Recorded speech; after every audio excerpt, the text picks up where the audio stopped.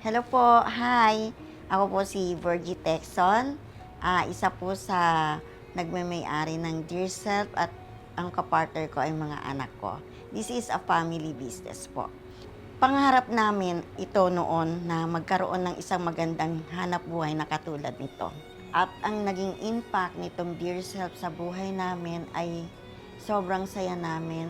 Sobrang saya ko bilang isang ina dahil mas lalo kong pinahalagaan ang buhay ko, ang aking wellness, ang health ko.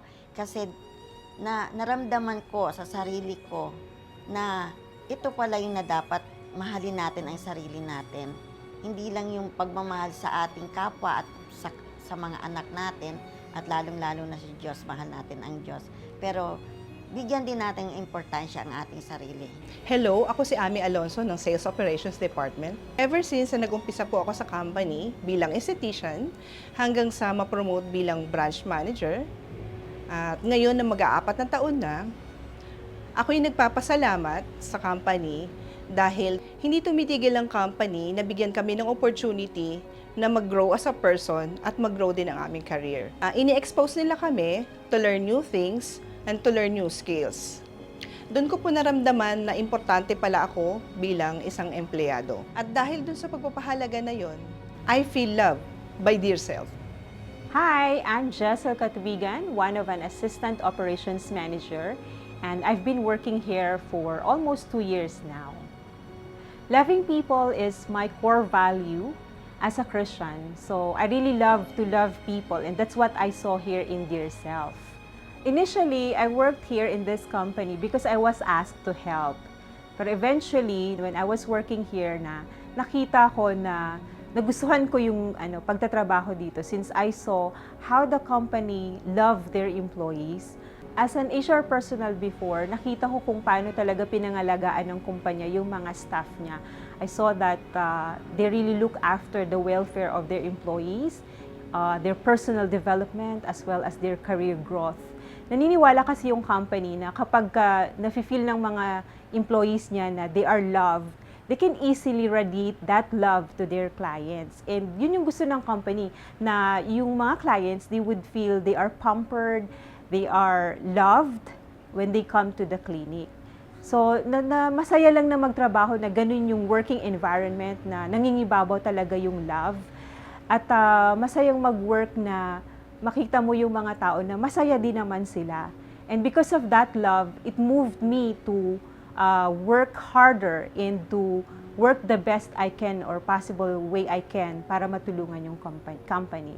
And I really believe with the tagline ng Dear Self that you are loved. Hi, I'm Erwin Bramida. I'm Sales and Operations Director ng Dear Self. We do support the advocacy of Dad Circle para dun sa mga, especially sa mga ginagawa nila ng mga events sa mga hospitals para sa mga patients. Mahirap yung pinagdadaanan ng mga patients. And for sure, kailangan nilang i-comfort. Kaya dun sa mga advocacy na ginagawa ng ganito mga klaseng events, sinusuportahan namin. Hi, I'm Erica Rosales. Naka-branch ako kay Dear Self Taguig. And sa ngayon, magtatatlong taon na ako kay Dear Self Taguig.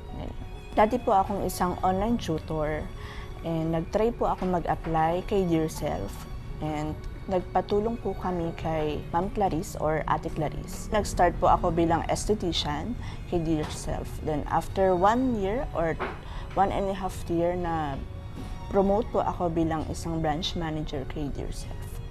Malaking pagbabago o malaking pagtulong sa akin bilang isang empleyado ni Dear Self dahil nakapagpatayo po kami ng sarili ng bahay at nakabili kami ng sarili naming lupa. And isa na rin doon, nakapag-produce na rin kami ng mga gamit kahit paunti-unti bilang nagsisimula. So, ayun po, malaking tulong sa akin si Dear Self. Isa na rin doon is yung pagbabago sa sarili ko dahil natutunan ko kung paano makipagsalamuha o makipag-transaction sa mga iba't ibang nakakasalamuha ko sa ibang tao.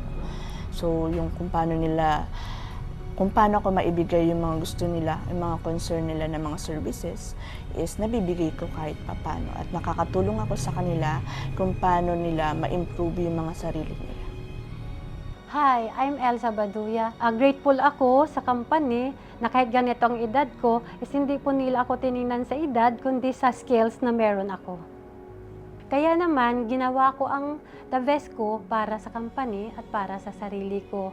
Dahil, ginpabatyagid nila sa akon ang ilapag palangga.